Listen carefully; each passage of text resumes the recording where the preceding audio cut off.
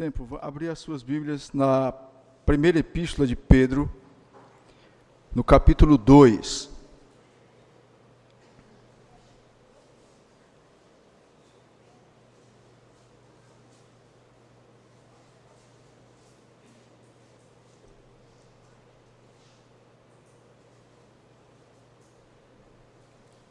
Primeiro Pedro, capítulo 2, nós teremos uma leitura do verso 1 até o versículo 10.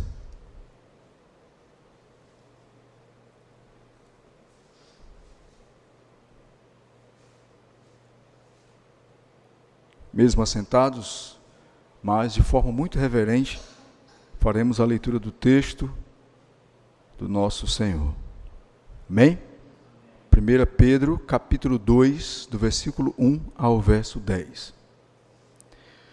Despojando-vos, portanto, de toda a maldade e dolo, de hipocrisias e invejas, de toda sorte de maledicências, desejai ardentemente, como crianças recém-nascidas, o genuíno leite espiritual, para que por ele vos seja dado o crescimento para a salvação. Se é que já tendes a experiência de que o Senhor é bondoso, chegando-vos para ele, a pedra que vive rejeitada sim pelos homens, mas para com Deus eleita e preciosa. Também, vós mesmos como pedras que vivem, sois edificados, casa espiritual, para serdes sacerdócio santo, a fim de oferecerdes sacrifícios espirituais agradáveis a Deus, por intermédio de Jesus Cristo. Por isso está na Escritura: eis que ponho em Sião uma pedra angular, eleita e preciosa, e quem nela crer não será de modo algum envergonhado. Para vós outros, portanto, os que crerdes é preciosidade, mas para os descrentes, a pedra que os construtores rejeitaram, essa veio a ser a principal pedra angular. E pedra de tropeço e rocha de ofensa. São estes os que tropeçam na palavra, sendo desobedientes para o que também foram postos. Vós, porém, sois raça eleita, sacerdócio real, nação santa, povo de propriedade exclusiva de Deus, a fim de proclamardes as virtudes daquele que vos chamou das trevas para a sua maravilhosa luz. Vós, sim, que antes não erais povos, mas agora sois povo de Deus, que não tinhais alcançado misericórdia, mas agora alcançastes misericórdia. Amém. Oremos, após a leitura da palavra do Senhor, com alegria. Assim nós te louvamos, Pai, pelos oráculos do Senhor, pela sagrada, santa, perfeita e inerrante palavra do nosso Criador, que alimenta as nossas almas, que nos torna pessoas melhores e agradáveis na Tua santa e poderosa presença. Que não sejamos tão somente ouvintes, mas praticantes dessa palavra. Que tenhamos uma vida piedosa diante daquele que é santo, uma vida devocional ativa, uma vida que se dispõe reverentemente a amar o Senhor pela Sua palavra perfeita, vivendo a cada dia na presença do nosso Deus. Amém.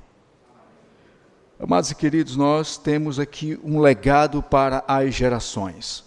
Foi esse o tema que nós apresentamos para essa mensagem. Por quê?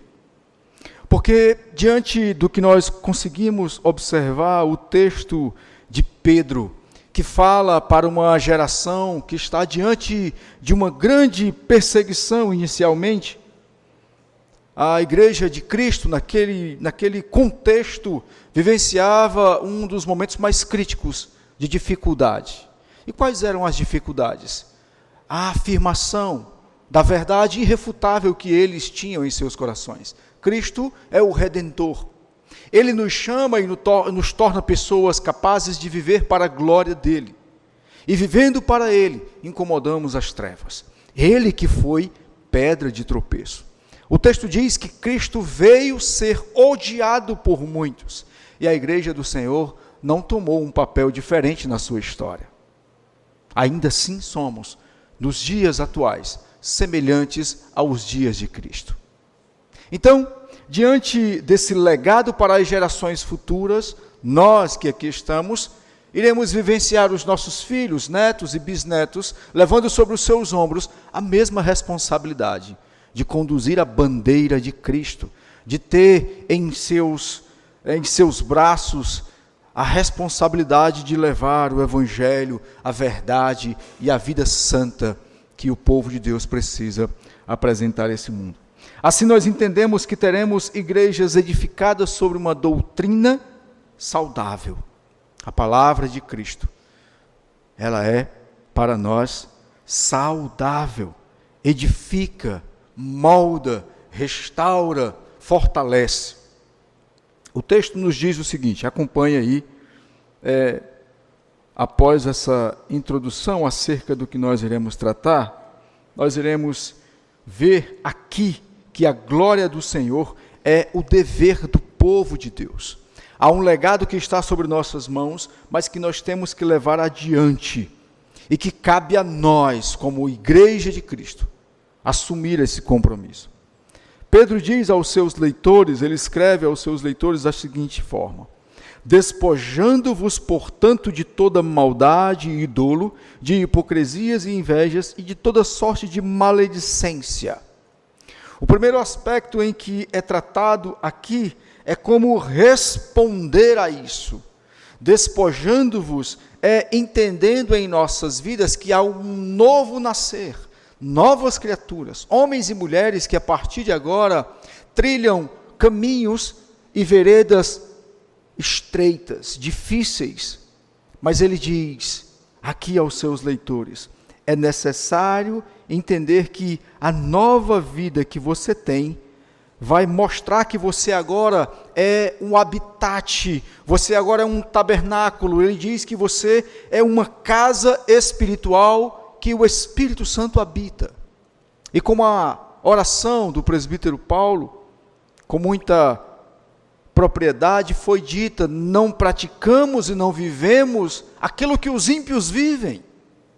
A preocupação de Pedro é de que, embora as hostilidades do mundo se levantem contra nós e que as perseguições que estão diante da igreja tentem aplacar, tentem suprimir e calar a voz da igreja, nós iremos nos despojar de tudo aquilo que nos impede de viver uma vida agradável ao Senhor. Nós iremos viver de forma agradável ao Senhor. Nós iremos viver uma vida que glorifica o nome do Senhor. E esse é um papel da igreja. E isso é produzido em nós, a partir da sã doutrina. A partir do momento em que nós nos alimentamos do genuíno, que ele vai dizer no versículo 2, se você precisa tomar a ação de se despojar do que não glorifica a Deus, do que não aponta para a glória de Deus, você precisa desejar o que é capaz de fazer isso em você. E ele diz, desejai ardentemente como crianças recém-nascidas o genuíno leite espiritual, para que por ele vos seja dado crescimento para a salvação. O interessante dessa perspectiva de Pedro é que ele nos demonstra que há um caráter perfeito no agir glorioso de Deus para conosco.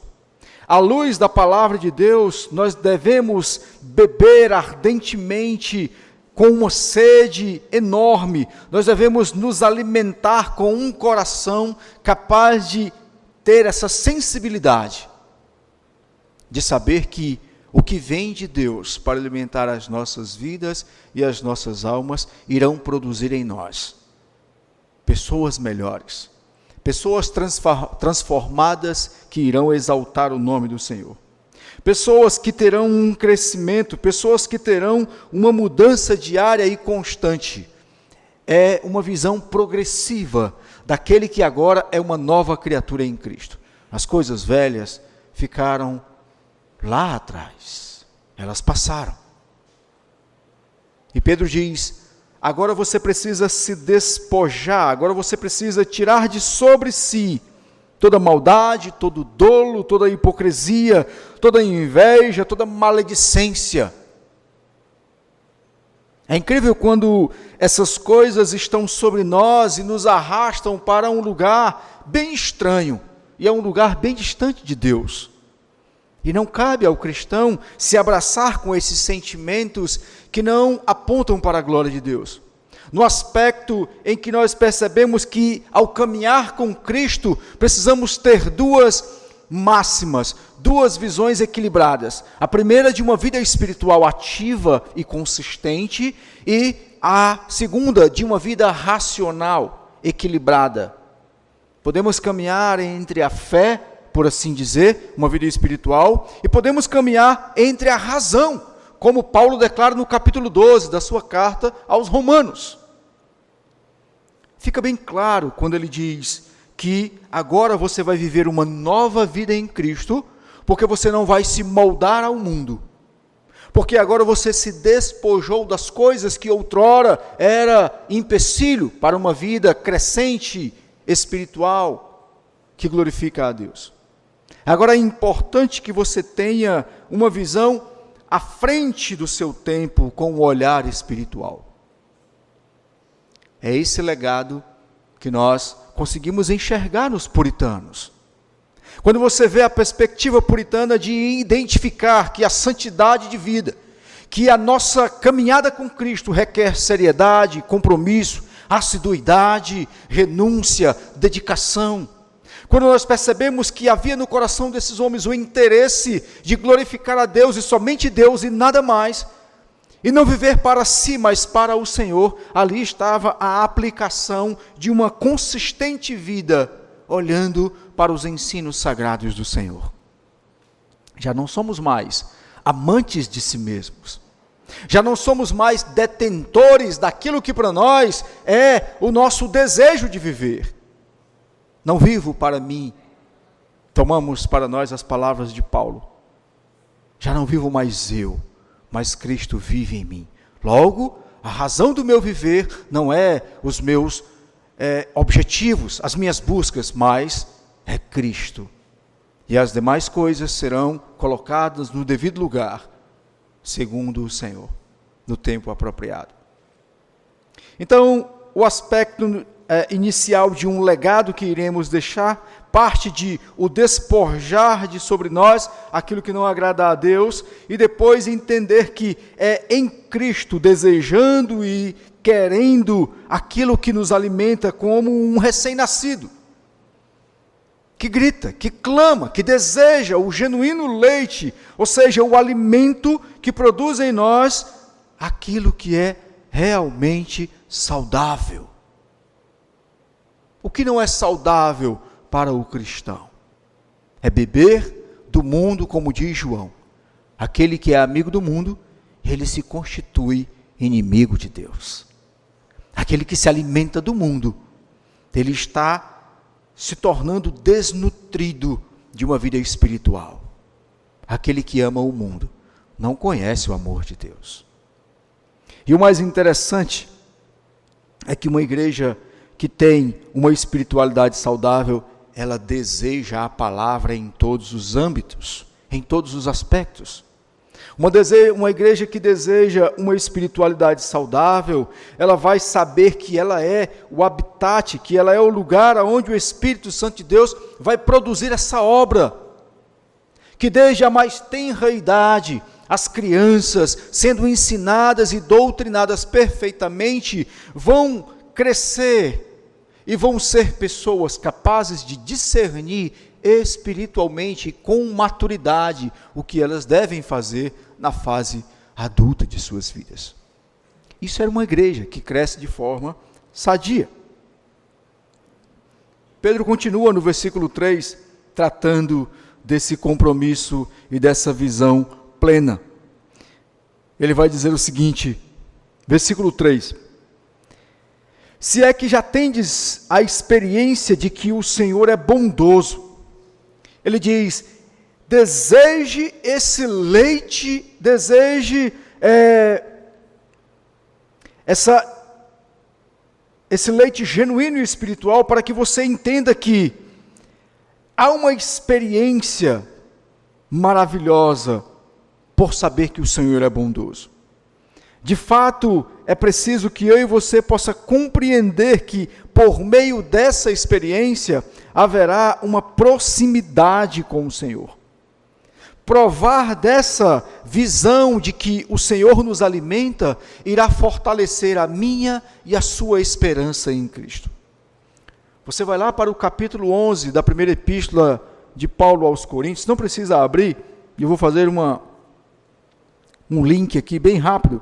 Quando no capítulo 11 da primeira epístola de Paulo aos Coríntios, ele narra o ato em que eles estão reunidos para a Santa Ceia. E um dos aspectos interessantes que Paulo trata ali, é que ele vai dizer para a igreja, e ele admoesta a igreja de Corinto, quando ele diz, vocês se reúnem para fazer o que é mal. Olha como Paulo trata aquele momento. Por quê? Porque na perspectiva que vocês se reúnem, algumas pessoas, elas não são abençoadas. Algumas pessoas deixam de participar da alimentação, alguns tomam o vinho a ponto de ficarem embriagados, e a comida falta para algumas outras pessoas. É interessante que Pedro vai dizer o seguinte aqui na sua epístola.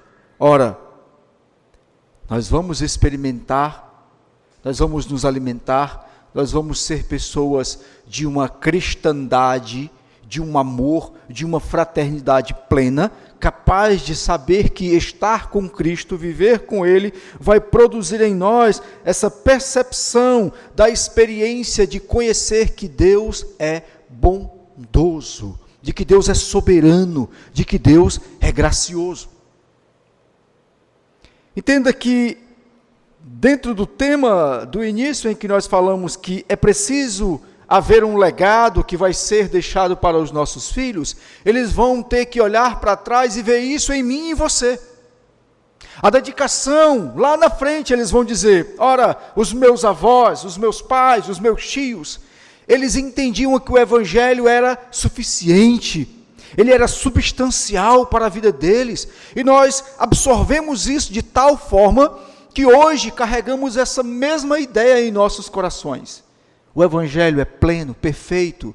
Amar o Senhor é necessário, viver para Ele é necessário, ser casa espiritual de Deus é necessário, ser um lugar onde o Espírito Santo habita e nos conduz em obediência a fazer o que é agradável a Deus é necessário.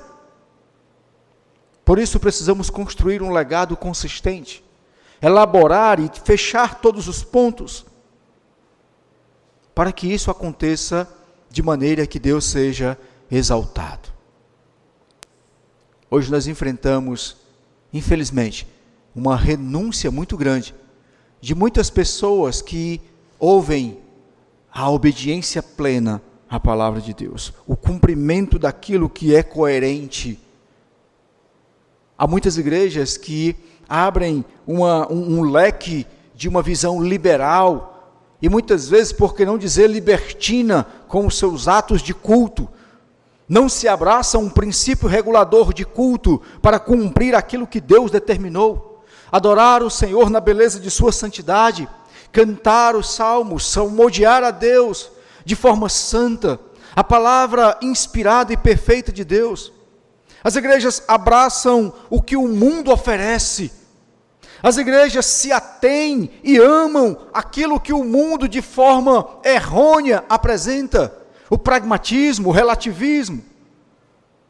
Os sentimentos de que o culto aceita elementos estranhos e um fogo estranho é aceso no altar de Deus. É incrível como está sendo plantado um legado tortuoso em igrejas tortuosas e estranhas. E isso causa uma tristeza em nossos corações. Os escritores sagrados, os discípulos, os apóstolos do Senhor, prezaram tanto pela sã doutrina, prezaram tanto pelo ensino, pela obediência, pelo amor ao que Cristo ensinou, que deveríamos reproduzir isso de forma íntegra e perfeita, sem tirar absolutamente nada. Pedro está dizendo para os seus leitores, meus amados, tirem de sobre si aquilo que não é agradável ao Senhor, retirem de vocês, para que vocês possam desejar plenamente, para que vocês possam agradar a Deus, para que vocês possam crescer e entender que a salvação é um ato bondoso de Deus. E ele desenvolve isso dentro do texto, quando ele vai dizendo: vocês precisam experimentar, se já experimentaram, vivam isso, não abram mão disso. A salvação do Senhor é algo extraordinário, e vem para os seus eleitos, e chega até o coração daqueles que o Senhor predestinou, daqueles que o Senhor escolheu, daqueles que o Senhor preparou para Ele. E eu e você, eleitos de Deus, escolhidos pelo Senhor, precisamos honrar isso, precisamos viver isso, não abrir mão dos princípios legítimos, não trocar a nossa confessionalidade, não trocar a nossa identidade por este mundo, que aí apresenta as maneiras terríveis e cruéis, que eles pretendem apresentar diante de Deus como um culto terrível. Nós vamos para o versículo 4, que diz o seguinte: ora, chegando-vos para ele, diz o versículo 4 do capítulo 2, chegando-vos para ele, a pedra que vive rejeitada, sim, pelos homens, mas para com Deus eleita e graciosa. Chegando-vos para ele, a pedra que vive rejeitada, sim, pelos homens, mas para com Deus eleita e preciosa. O que você vai chegar? O que você vai fazer quando você entende agora que você conhece o Redentor, o Salvador, o Senhor de todas as coisas, aquele que é glorioso e majestoso? Pedro vai dizer que ao chegar para ele, aquele que o mundo não compreende, não entende, não quer, mas que é o enviado de Deus. A palavra do Senhor vai dizer que Cristo é rejeitado pelo mundo porque ele se torna o escândalo da cruz. Sabe o que aquela cruz significava para aqueles homens que ali gritavam entre eles: crucifica-o porque ele não é o nosso rei? Representava um escândalo. Como pode alguém na cruz dizer que é o vencedor, dizer que é o rei, dizer que é o salvador, se agora ele está morto? Representa uma má compreensão do plano de Cristo. A ideia era exatamente essa, era a morte que traria a vitória, e a ressurreição que iria chancelar isso. Cristo precisava morrer, porque isso representava que aqueles que estavam em pecado precisavam mortificar as suas vidas. Por isso precisamos nos despojar e viver uma nova vida em Cristo, ressuscitado em Cristo, e essa vida agora glorifica o Senhor. Chegando para Cristo que foi rejeitado, chegando para o Senhor que foi não compreendido pelos homens, mas que escandalizou o mundo inteiro. E aqui eu quero fazer uma pergunta e ao mesmo tempo uma aplicação para as nossas vidas. Quantas vezes você não se tornou um escândalo na sua própria família? Você pode fazer uma reflexão sobre isso. Mas como, pastor, seria um escândalo na minha própria família? Quando você rejeitou ou quando você comentou algo sobre o pecado de alguém, quando você questionou a atitude de alguém. Nesse momento nós somos taxados de os perfeitos. Não, porque você é o santo da família. Você quer ser mais santo do que todo mundo. Interessante, né? Que quando você olha para isso, dizendo para as pessoas, a palavra de Deus nos diz que isso não é agradável ao Senhor. As pessoas logo se armam. Quando olhavam para Jesus, que disse para os fariseus: hipócritas, vocês estão dizendo aquilo que não fazem, estão exigindo do povo aquilo que não fazem. Os religiosos ouviram isso e logo apresentaram uma espécie de rejeição a Jesus. Pedro diz: ora, chegue para a pedra que vive rejeitada. A sua vida é diferente, o seu procedimento é diferente, o que o seu coração deseja é diferente. Você agora tem que desejar a presença de Deus, você agora vai experimentar essa bondade de Deus, mas saiba que ele foi rejeitado e semelhantemente isso irá acontecer conosco. Não é diferente com os cristãos. A palavra de Cristo para os seus discípulos é: no mundo tereis aflições. Não é assim que ele diz? E ele diz para os discípulos: aí vocês param e não continuam. Ele diz isso? Ele vai dizer: no mundo haverá aflições, angústia, e vocês não podem seguir adiante. Precisam ficar melindrosos e talvez até desistir. Não, ele não diz isso. Ele foi rejeitado. E quando ele diz que no mundo teríamos aflições, ele vai dizer: tende bom ânimo, porque eu venci. Implicitamente ele disse: eu também fui rejeitado, eu também fui odiado, eu também fui perseguido, mas tende bom ânimo, porque eu venci. A igreja de Cristo,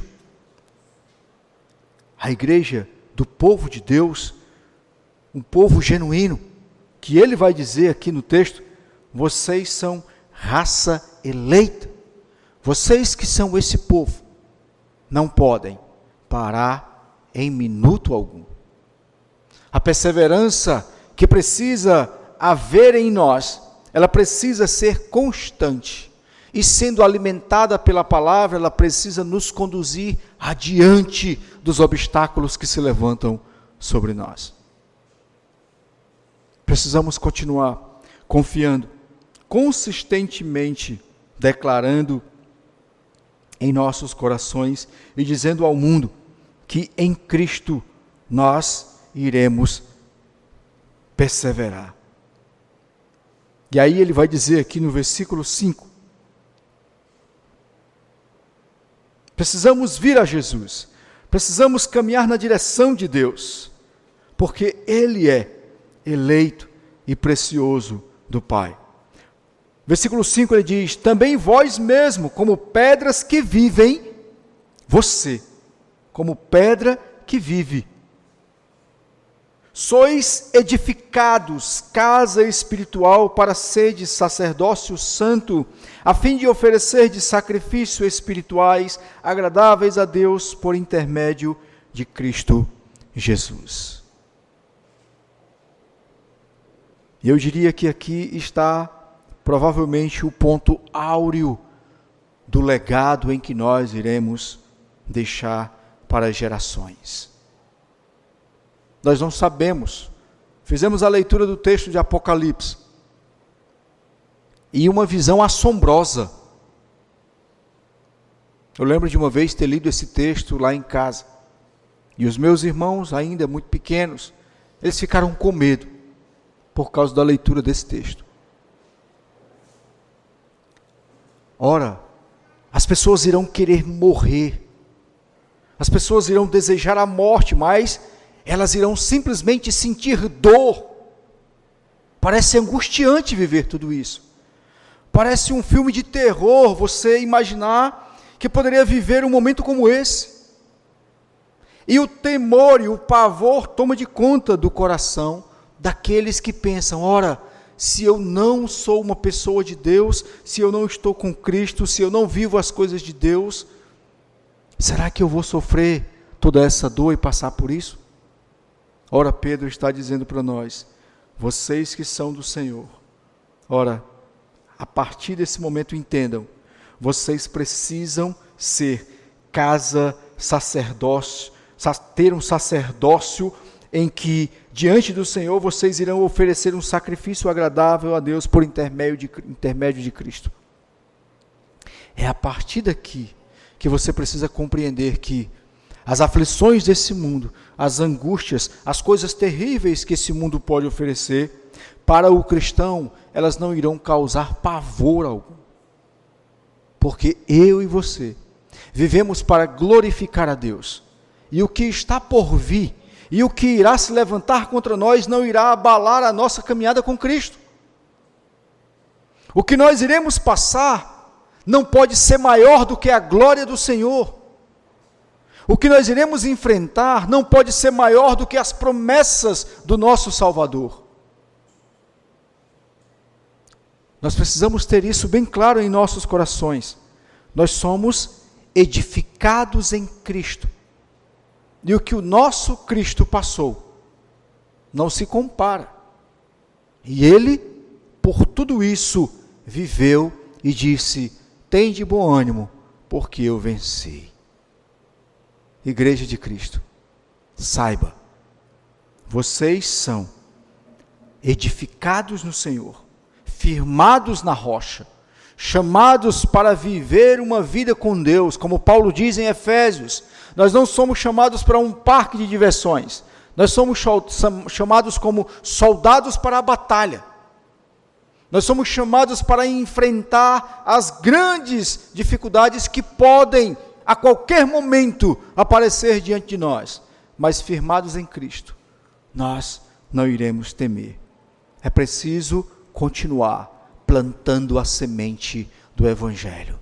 O legado que foi colocado em nossas mãos para deixar, precisa ser conduzido e levado adiante. Os nossos filhos, os nossos jovens, precisam ver em nós essa fortaleza, firmados em Cristo. Pois isto está na Escritura, versículo 6.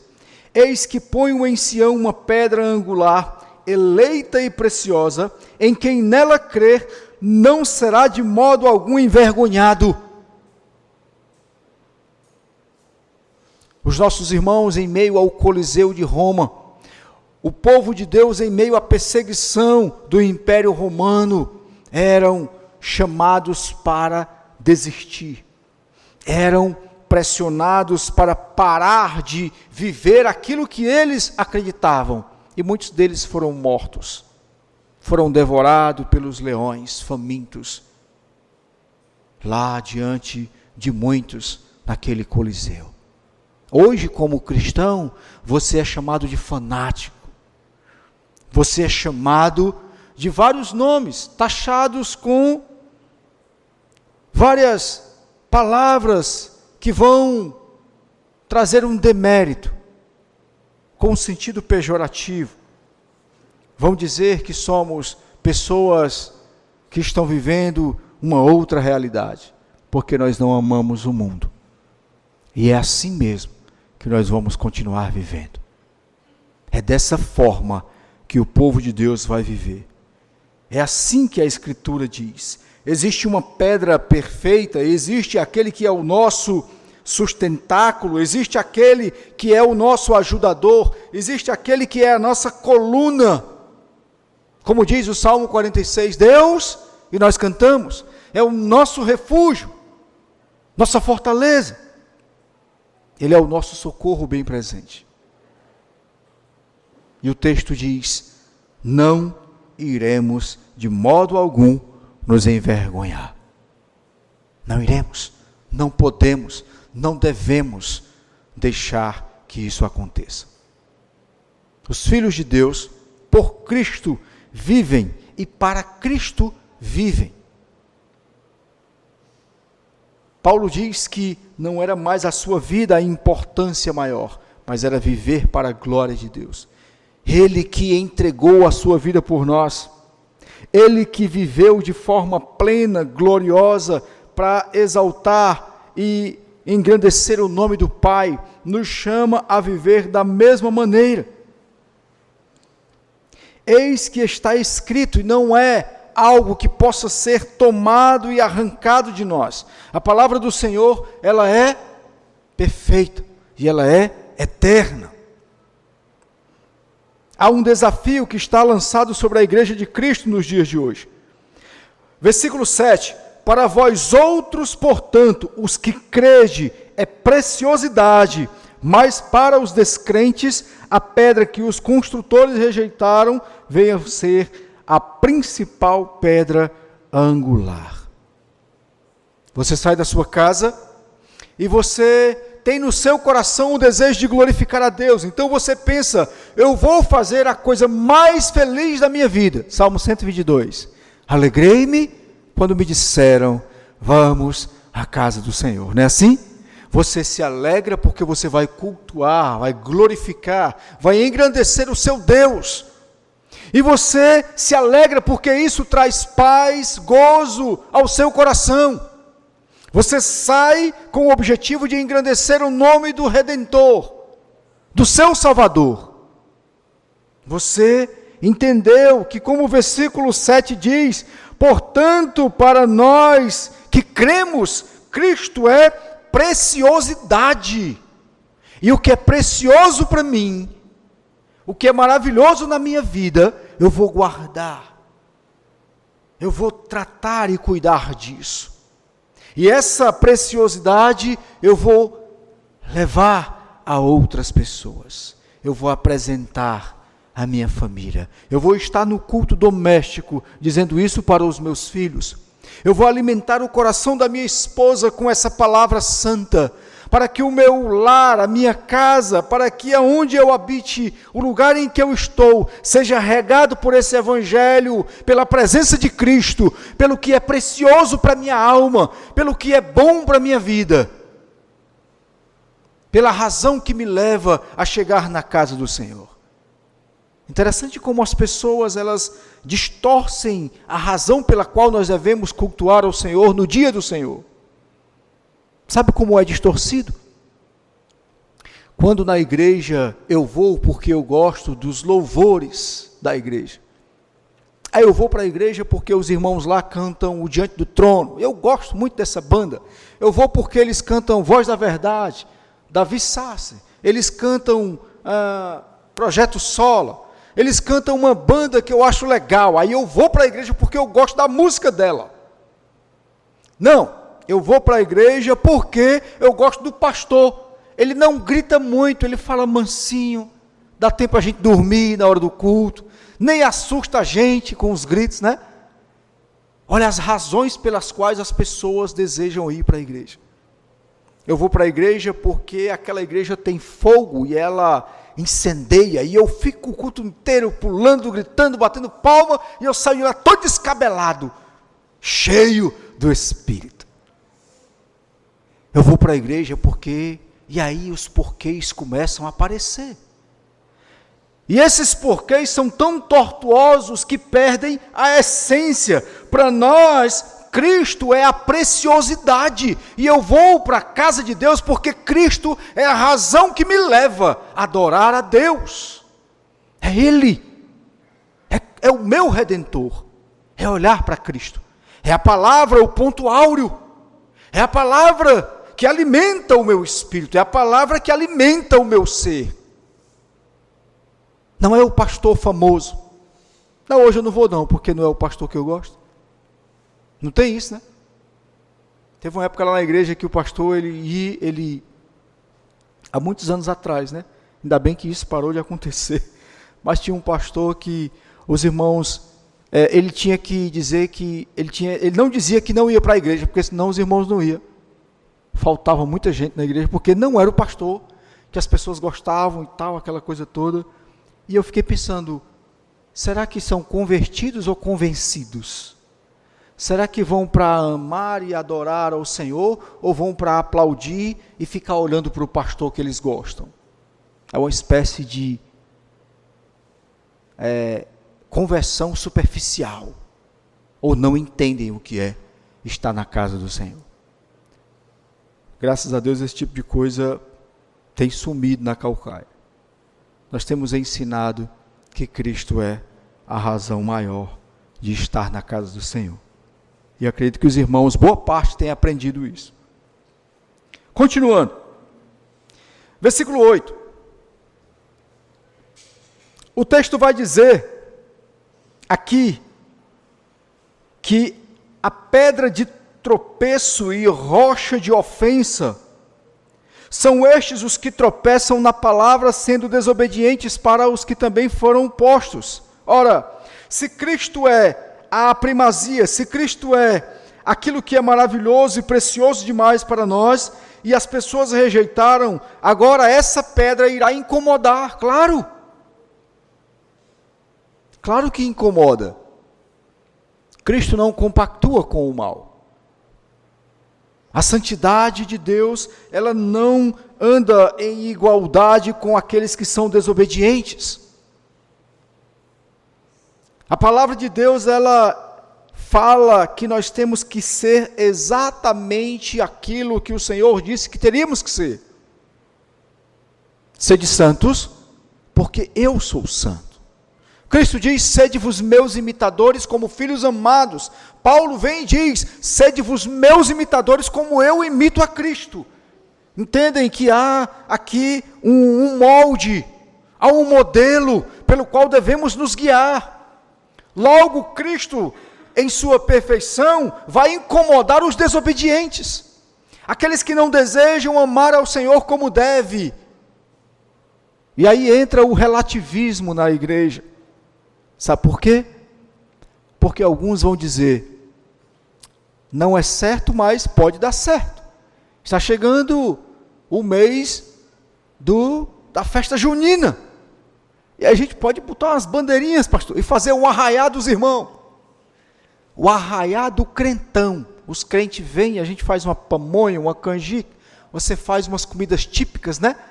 E aparece um monte de jovem, e os irmãos vêm com chapéu de palha.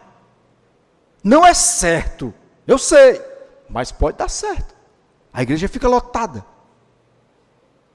E aí o pastor vem e acaba com a brincadeira. Não é bíblico, né? A igreja, ela não atrai de forma pragmática.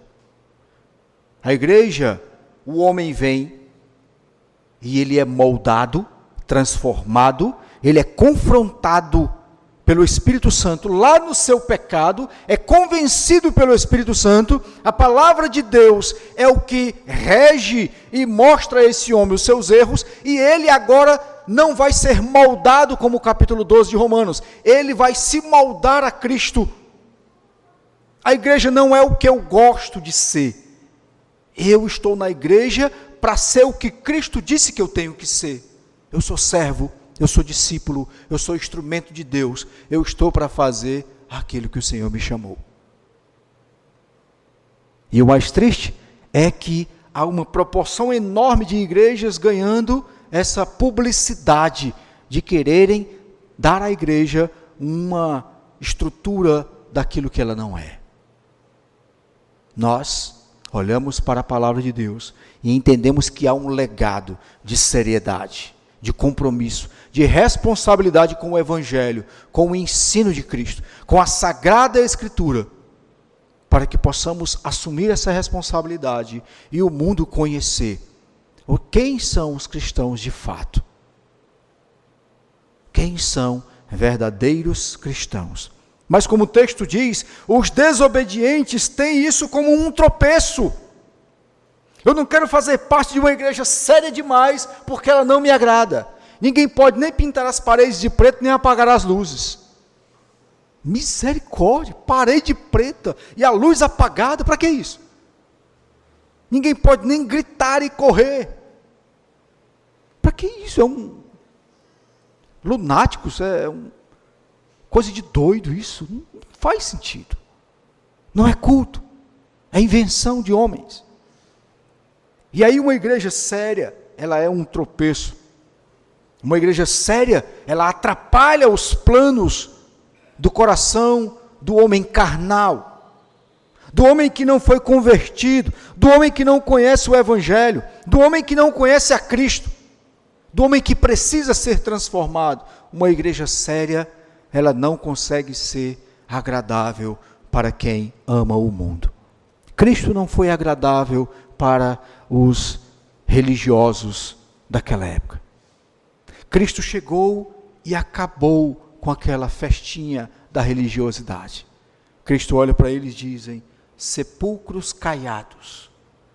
Ele olha para eles e dizem, está muito bonito a indumentária, as vestes sacerdotais, as grandes túnicas que representam toda uma espiritualidade, sentar nos primeiros bancos, ser falado nos eventos. É muito bonito essa ornamentação religiosa que está em você, os paramentos religiosos, é muito bonito, mas na realidade vocês parecem sepulcros, que por fora há uma construção de mármore, e sobre esse mármore flores cheirosas que adornam, mas quando você retira a tampa, a podridão, restos mortais, imundície, fétido, e que não há verdade. Igrejas lindas e belas, suntuosas, magníficas, com 5.000 pessoas, mas que estão mortos. Igrejas lotadas de pessoas vazias, mortos. Não há profundidade, não há espiritualidade, não há vida, não há um evangelho que encha esses corações, não há vida prática, há uma fantasia, há um show, há um espetáculo naquele lugar. Pedro diz exatamente isso. Vamos nos despojar de toda hipocrisia, vamos nos despojar de toda maledicência, vamos nos despojar de todo sentimento que não reverbera aquilo que Cristo é em nós. Cristo em nós é seriedade, Cristo é em nós a vida e a essência, Cristo é em nós o compromisso com o seu reino, não uma fantasia de culto, não uma brincadeira de igreja. Cristo é seriedade em nossas vidas. Paulo alerta, Paulo grita no coração dos seus leitores: veja que isso é de fato a vida real que vocês precisam ter. Sabe por quê? E ele vai responder isso. Há um porquê que eu estou dizendo isso na vida de vocês. Porque foi o Senhor que chamou e transformou vocês em pessoas diferentes daquilo que vocês acham que são. E sabe o que vocês são para Cristo? Olha o que diz o versículo 9. Vós, porém, sois raça eleita, sacerdócio real, nação santa, povo de propriedade exclusiva de Deus, a fim de proclamardes as virtudes daquele que vos chamou das trevas para a sua maravilhosa luz. Você entendeu o que você é? Então os versículos anteriores preparou cada um de nós para entender que nós somos agora propriedade de Deus. E a propriedade de Deus, ela proclama o reino. A propriedade de Deus anuncia para o mundo que existe uma obra transformadora na vida daqueles que o Senhor chamou. Não vivemos de qualquer forma, não vivemos como queremos, não somos as pessoas que éramos outrora. Há uma nova criatura, há um novo viver, novos homens e mulheres. Novos, porque Cristo restaurou, Cristo transformou uma nação, um povo que Ele chamou, e Ele disse: agora vocês serão o meu povo, e eu serei o vosso Deus. E o povo de Deus obedece todos as diretrizes apresentadas pelo Senhor, os distintivos que a palavra de Deus traz para nós, o direcionamento seríssimo daquilo que o Senhor apresenta para ser vivido. E viver para Cristo é viver aquilo que Ele estabeleceu para o seu povo. Os mandamentos são os parâmetros. Os mandamentos de Deus são os princípios legítimos para que tenhamos uma vida agradável, uma vida que olha para o Senhor e cumpre a nossa responsabilidade para com o nosso Criador, e consequentemente, uma vida que aponta para o nosso próximo e responsavelmente vivemos glorificando a Deus também, para com o cumprimento que temos na sociedade. Amar ao Senhor sobre todas as coisas, como filhos obedientes, reverentes àquele que nos chamou para junto dele, e amar o nosso próximo como a si mesmo. Viver uma vida em sociedade, viver uma vida com compromisso, uma vida com responsabilidade. Somos uma nação santa, cumpridora daquilo que legalmente está posto diante de nós. obedientes àquilo que a palavra do Senhor determina, amando fielmente aquilo que o Senhor estabeleceu, vivendo para a glória do Senhor, proclamando as virtudes, proclamando o reino, proclamando os ensinos, reproduzindo o que esse evangelho produziu em nós. Fomos chamados das trevas para a maravilhosa luz do Senhor. Capítulo 2 de Paulo, escrevendo aos Efésios, ele disse: ora, irmãos, vocês estavam mortos em vossos delitos e pecados. O Senhor nos amou primeiro, o Senhor nos encontra em decadência, o Senhor nos encontra lançado em um lugar de morte. Ali estávamos tomados por uma situação totalmente deplorável, em uma inércia de vida. Não havia respiração espiritual. Não havia um batimento espiritual, estávamos mortos, mergulhados nos nossos pecados, e o Senhor nos ama, nos toma para si, nos restaura, nos ergue e nos dá uma direção. E nós fomos chamados das trevas para andarmos na luz de Cristo. O evangelista Mateus, no capítulo 5, ele vai dizer exatamente acerca daquilo que nós devemos ser para o mundo. Lá quando ele anuncia a palavra do Senhor, dizendo, ora, no Sermão do Monte, lá no finalzinho, ele vai dizer, do capítulo 5, os primeiros versos, iniciando o texto, ele diz que nós somos sal, nós somos luz. Quando ele vai dizer para nós exatamente que, apesar de tudo que nós precisamos entender acerca do nosso caminhar e um caráter que temos que ter nesse mundo, nós somos sal e luz. Abra o texto em Mateus.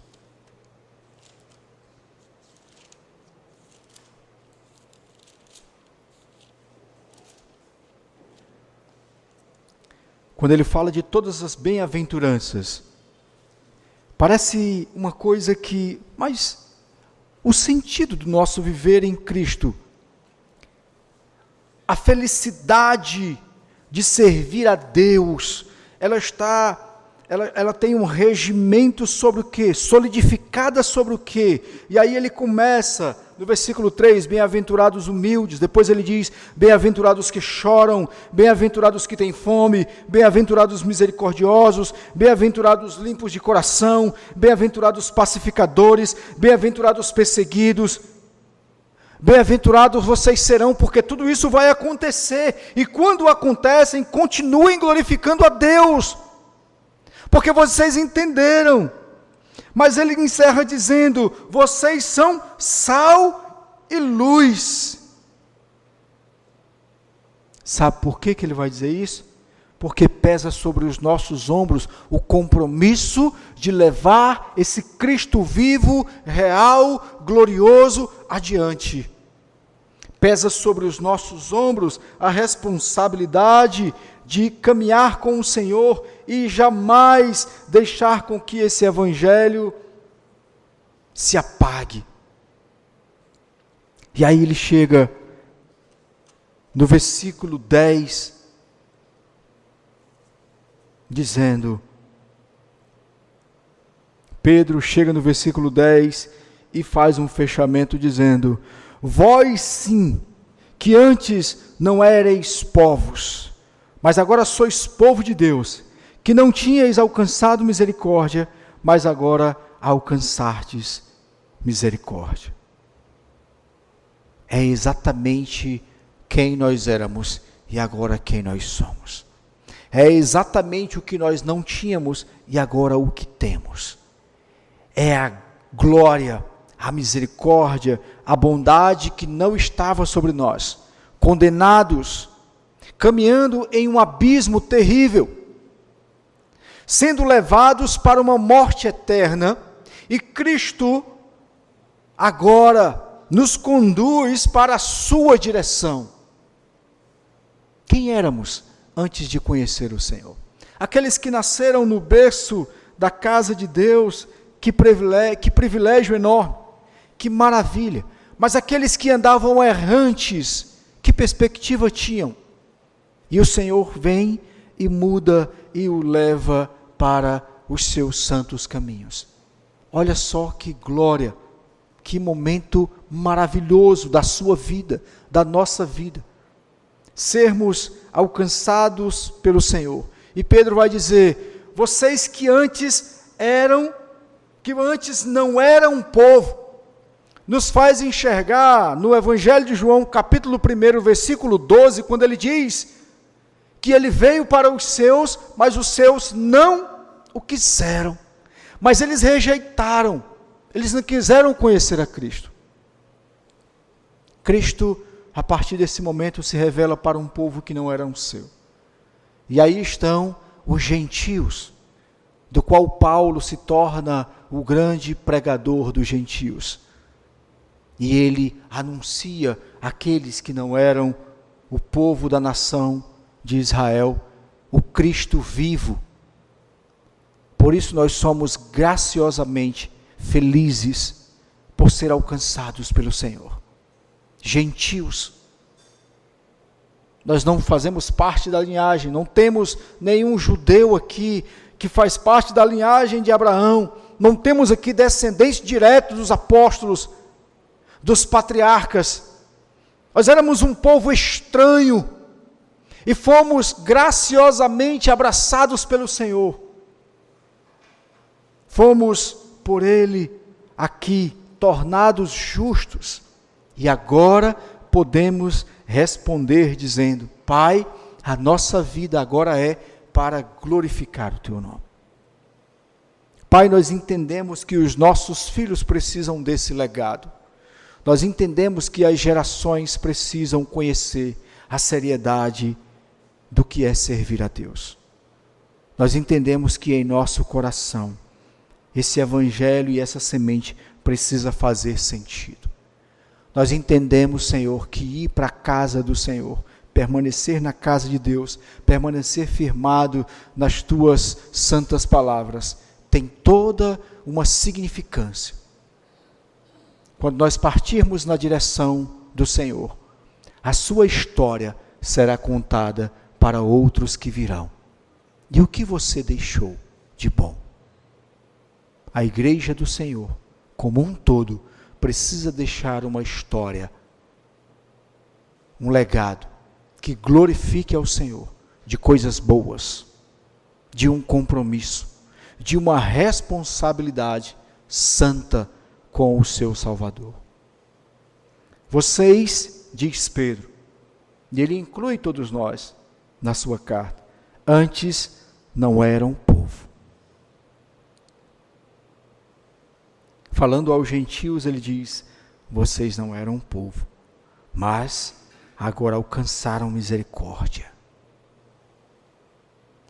E a nossa gratidão a Deus, ela deve ser enorme, porque quem era condenado, que foi absorvido, quem era amaldiçoado, que agora foi abençoado, quem estava condenado e agora teve a misericórdia a seu favor, pode então agora viver livre, pode então agora viver de forma alegre e satisfatória. Eu e você podemos nos alegrar ao vir à casa do Senhor, ao poder ouvir a palavra de Deus, ao poder ler as Sagradas Escrituras, alimentar as nossas vidas, fazer o mesmo em nossos lares.